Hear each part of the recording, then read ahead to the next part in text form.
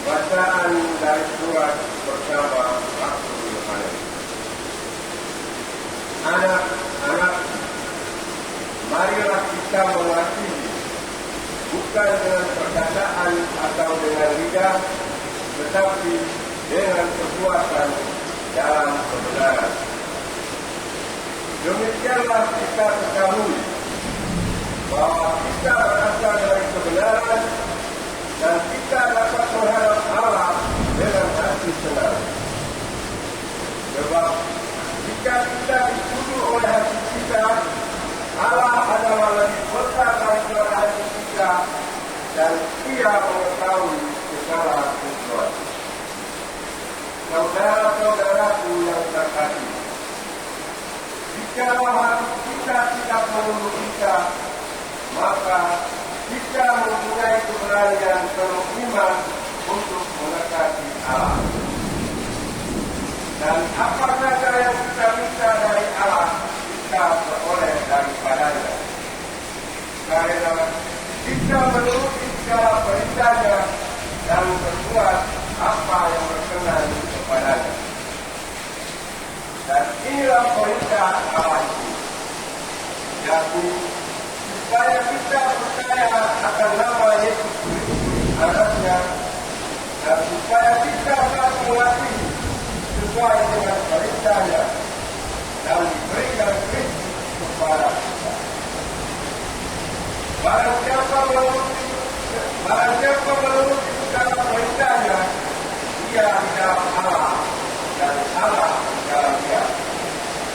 Dan beginilah kita tahu bahwa Allah ada di dalam kita, yaitu dalam roh dan benar Dia akan menyatakan pada kita.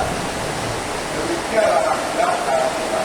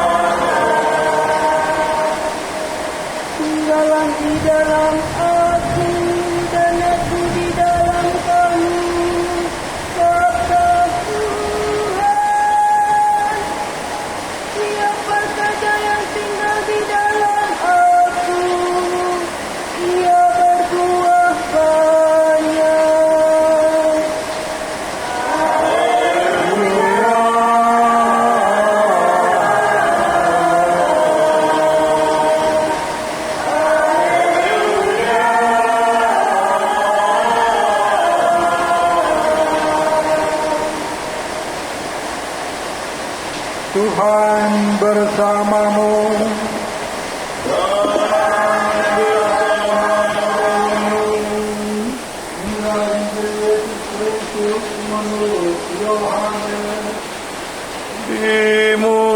Dimuliakanlah Tuhan. Dalam amanat perpisahannya, Yesus berkata kepada murid-muridnya, Akulah pokok anggur yang benar, dan Bapa pula pengusahanya. Setiap ranting padaku yang tidak berbuah dipotongnya, dan setiap ranting yang berbuah dibersihkannya, supaya berbuah lebih banyak. Kamu memang sudah bersih Karena firman yang telah aku katakan kepadamu, tinggallah dalam aku dan aku di dalam kamu. Sama seperti ranting tidak dapat berbuat dari dirinya sendiri, karena ia tidak tinggal di dalam pokok anggur.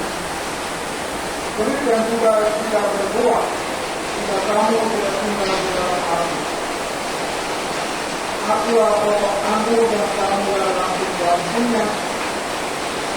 Siapa saja yang tinggal di dalam aku dan aku di dalam dia, ia berbuat banyak.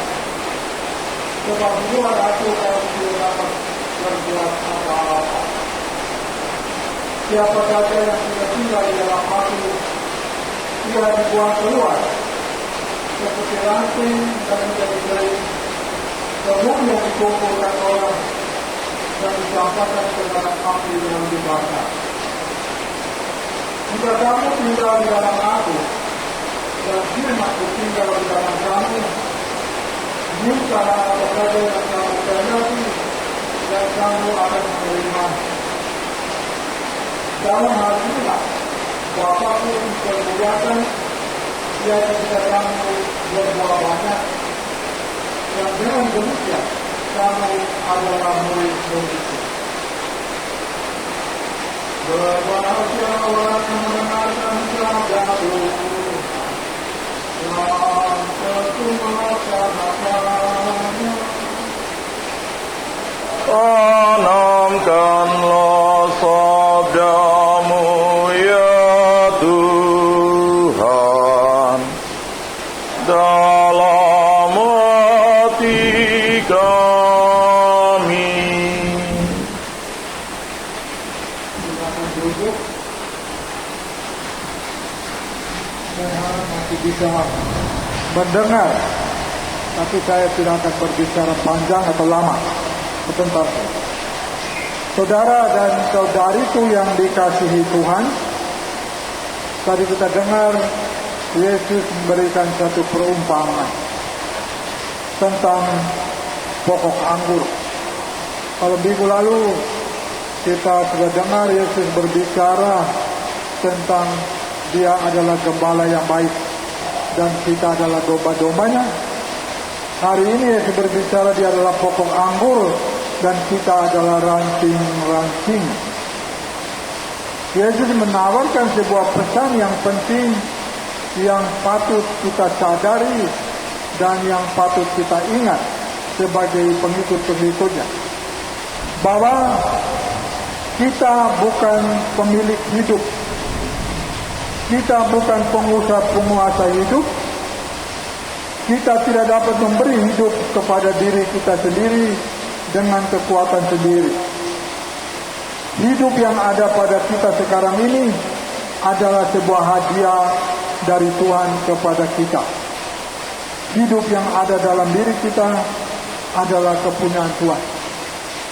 Jadi katakan saja, baik hidup atau mati, kita adalah milik Tuhan. Kita hidup tidak bisa berpisah dari Tuhan. Kita hanya bergantung dari Tuhan. Karena sejak awal mula Allah menciptakan kita atau manusia, Allah yang menghembuskan ruah atau nafas hidupnya ke dalam hidup. Lalu manusia hidup, bergerak dan melakukan sesuatu. Jadi kita hidup atau hidup kita itu bergantung dari Allah. Saudara dan saudariku yang terkasih, karena itu tidak heran kalau Yesus sendiri membandingkan hidup kita dengan ranting-ranting pada pohon anggur. Kita tahu dari pengalaman hidup sehari-hari bahwa ranting yang dipotong dari batang dan dibuang tidak akan hidup. Kita yang bisa tanam pohon, entah di kebun atau di taman, kita mau membersihkan ranting yang tidak berguna kita pangkas lalu kita buang. Ada pohon yang masih muda tumbuh kalau dia kena di tanah, tapi ada yang langsung kering, langsung mati. Ranting itu memperoleh hidup dari batang, dan ranting itu akan tetap bertahan hidup selama ia bersatu seutuhnya dengan pokok anggur itu. Jadi saudara dan saudariku yang dikasihi Tuhan, kita mempunyai hidup di dalam diri kita hanya melalui Dia dan di dalam Dia. Selama kita tetap bersatu dengan Kristus, sumber kehidupan, sumber kekuasaan dan sumber. Lalu apa yang harus kita buat supaya tetap tinggal bersatu padu dengan Yesus Kristus? Apa yang harus kita lakukan supaya kita tetap bersatu dan bergantung kepada pokok anggur itu? Yaitu hendaklah kita saling mencintai, bukan hanya dengan kata-kata, tetapi dengan perbuatan. Kalau kita hidup bersatu, saling mengasihi, saling mencintai dengan perkataan dan perbuatan, itu kita menunjukkan cinta kita kepada Kristus, pokok anggur, dan kita mau hidup dan bergerak hanya melalui Dia. Kita diminta untuk selalu berbuat baik, hidup benar dan hidup jujur. Orang yang menjahati orang baik sungguh sangat bodoh. Orang yang menjahati orang baik sungguh sangat bodoh. Seperti debu yang dilempar melawan angin, perbuatan jahatnya akan kembali menimpa diri. Jadi orang-orang yang menjahati orang baik itu dibandingkan dengan orang yang melempar debu melawan angin. Angin dari sana lempar debu ke sana, debu itu akan terbang kembali mengenai mata orang yang melempar. Artinya orang yang selalu menjahati orang-orang baik, kejahatan itu sendiri akan menimpa orang tersebut dalam hidup. Karena itu Bapak Ibu dan Saudara-saudari, mari kita pada hari ini kita coba untuk membaharui hidup kita. Kita mau bertobat seperti dari dalam bacaan pertama atau kedua tentang Saulus yang bertobat. Setelah dia bertobat, dia berubah dan dia menjadikan hidupnya untuk Kristus, demi Kristus dan dalam Kristus. Dia melintasi daerah-daerah yang sangat sulit. Dia berusaha untuk menunjukkan dirinya bahwa dia sungguh-sungguh percaya pada Kristus. Meskipun banyak ratu-ratu takut melihat dia atau mendengar. Tapi Paulus coba menunjukkan bahwa dia sungguh bertobat. Dia sungguh berubah. Tempat di mana Saulus pergi itu adalah tempat-tempat yang sulit, tempat-tempat yang memang penuh dengan kesukaran untuk bisa melewati melalui. Seperti disebutkan tadi, dari Siprus, dari mana ke mana. Saya ingat 25 tahun yang lalu, ketika saya masih ada di Afrika, saya mengikuti retret 3 bulan. Kami yang memberi atau memakai nama Paulus, coba mengikuti retret ini untuk mengikuti perjalanan Paulus. Selama 3 bulan. Dari Siprus, ke Korintus, pokoknya semua tempat pernah Paulus lewat. Kami lewat. Ada yang kita 1 minggu di tempat itu untuk belajar dan untuk retret, ada 3 hari sesuai dengan pentingnya tempat itu. Tetapi dari sana kita bisa sadari, kita tahu bahwa Saulus atau Paulus yang sungguh-sungguh berubah, bertobat.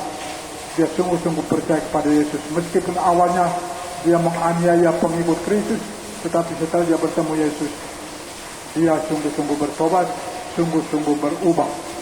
Dia merasa dirinya adalah ranting yang hanya hidup bergantung kepada pokok anggur yaitu Yesus sendiri. Jadi Bapak Ibu dan saudara-saudariku yang dikasihi Tuhan, mari kita hari ini sadari bahwa hidup mati kita itu ada di tangan Tuhan. Anda tidak bisa sombong. Pendidikan tinggi apapun yang Anda peroleh, Anda tidak bisa membatalkan, hanya menunda kematian Anda.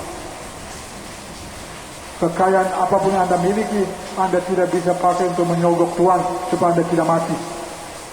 Satu hari, satu saat, Anda harus meninggal. Karena hidup Anda itu bergantung hanya kepada pokok anggur, yaitu Kristus sendiri. Mari kita sadar itu, dan kita dengan rendah hati untuk hidup bersama sebagai saudara-saudari, saling mencintai, saling mengasihi. Semoga kita tidak memisahkan diri kita dari Kristus, sehingga kita bersama-sama boleh menghasilkan buah-buah iman, buah harapan dan buah kasih sepanjang hidup kita di bumi. Amin. Mari kita berdiri untuk membarui iman dan kepercayaan kita pada Tuhan. Aku percayakan Allah, Bapa yang Maha Kuasa, Pencipta langit dan bumi, dan akan Yesus Kristus, Tuhan yang tunggal Tuhan kita, yang dikandung dari Roh Kudus, dilahirkan oleh perawan Maria, yang menderita sengsara dalam pemerintahan Pontius Pilatus, disalibkan, wafat dan dimakamkan, yang turun ke tempat penantian pada hari ketiga, bangkit dari antara orang mati, yang naik ke surga, duduk di sebelah kanan Allah Bapa yang Maha Kuasa. Dari situ dia akan datang mengadili orang hidup dan mati. Aku percayakan Roh Kudus, Gereja Katolik yang kudus, persekutuan Allah Kudus, pengampunan dosa, kebangkitan badan, kehidupan kekal. Amin. Kristus bersabda, barang siapa tinggal di dalam aku dan aku di dalam dia, ia berbuah banyak, sebab di luar aku kamu tidak dapat berbuat apa-apa. Mari kita memanjatkan doa kita kepadanya, kepada Tuhan yang berkenan tinggal di dalam kita dan memperkenankan kita untuk tinggal di dalamnya. Bagi para biarawan dan biarawati, ya Bapa, semoga persatuan para biarawan biarawati dengan dikau dan sesama serta pengabdian mereka yang tulus menyuburkan gerejamu. Marilah kita mohon. Kabulkanlah doa kami, ya Tuhan.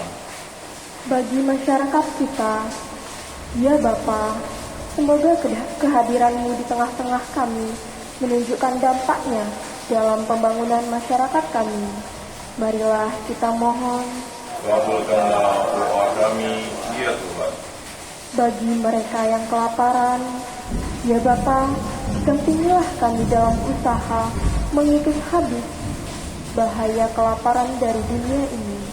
Marilah kita mohon. Kabulkanlah doa kami, ya Tuhan. Bagi kita semua, ya Bapa, bangunlah kami menjadi umat cinta kasih, yaitu umat yang terbuka terhadap segala yang baik dan yang menghasilkan buah kebaikan dan cinta kasih. Marilah kita mohon. Kabulkanlah doa kami, ya Tuhan. Allah dan Bapa kami mohon keselamatan jiwa saudara dan saudari kami yang sudah meninggal yang kami doakan pada hari ini. Bukalah pintu surga dan perkenankanlah mereka menikmati kebahagiaan abadi. Marilah kita mohon. Kabulkanlah doa kami, ya Tuhan. Kita mohon kesembuhan bagi saudara dan saudari kita yang sedang sakit, yang sedang beristirahat di rumah-rumah mereka, atau yang sedang dirawat di rumah-rumah sakit. Semoga Yesus Kristus dengan kuasa-Nya menjamah dan membebaskan mereka dari sakit dan penyakit, agar mereka sehat kembali untuk berkumpul bersama sanak keluarga mereka. Marilah kita mohon. Kabulkanlah doa kami, ya Tuhan. Mari kita mohon berkat Tuhan secara khusus bagi kita sendiri yang saat ini berkumpul di depan altarnya ini, bagi anak-anak dan cucu kita yang tidak bersama kita di sini, mereka ada di rumah atau di perjalanan atau dimanapun mereka berada. Tuhan, kami mohon berkatilah setiap kami dengan kesehatan yang sehat walafiat. Jaga dan jauhkanlah setiap kami dari mara bahaya dan bencana, atau dari semua hal yang membahayakan jiwa maupun raga kami. Berkatilah juga pekerjaan-pekerjaan yang sampai saat ini sedang kami lakukan. Semoga melalui pekerjaan itu nama-Mu dipermuliakan dan rezeki hidup kami nikmati. Marilah kita mohon. Kabulkanlah doa kami, ya Tuhan. Tuhan Yesus Kristus, Engkau memperkenankan kami menyayangi dunia dan mengusahakan kebahagiaan serta perdamaian bagi semua orang. Bantulah kami dalam kelemahan kami dan kabulkanlah doa-doa yang kami sampaikan ini demi Kristus Tuhan dan pengantara kami. Amin. Mari kita lanjutkan dengan persembahan.